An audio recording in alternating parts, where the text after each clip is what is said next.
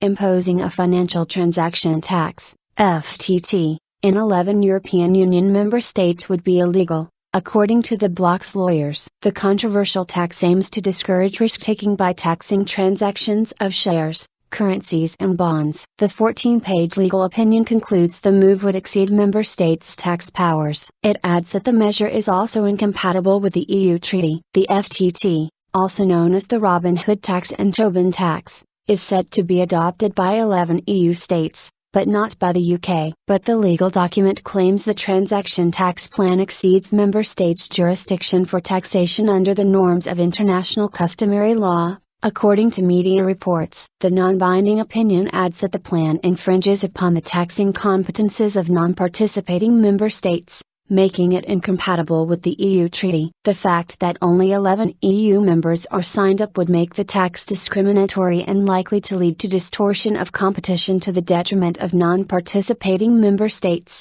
the document from the EU Council Legal Service says. BBC World Service economics correspondent Andrew Walker says the countries concerned can press ahead, as this is just a legal opinion, but it is a warning that they would risk losing if it were to end up in court. This legal opinion is a very serious setback for the 11 countries' plans, he said. City fears. The 11 countries currently going ahead with the FTT are Germany, France, Italy, Spain, Belgium, Austria, Portugal, Greece, Slovenia, Slovakia and Estonia. UK ministers fear it could be imposed on British firms trading with businesses based in one of those states. In April, the UK government launched a legal challenge to the plans in the European Court of Justice. The City of London could be hit by the tax if, for example, a British firm trades with branches of French or German banks based in the capital. The British government would have to collect the tax, but would not be allowed to keep it. Business lobby groups are concerned that British companies trading with the UK branches of French or German banks could be hit by the tax. In response to the EU lawyer's opinion,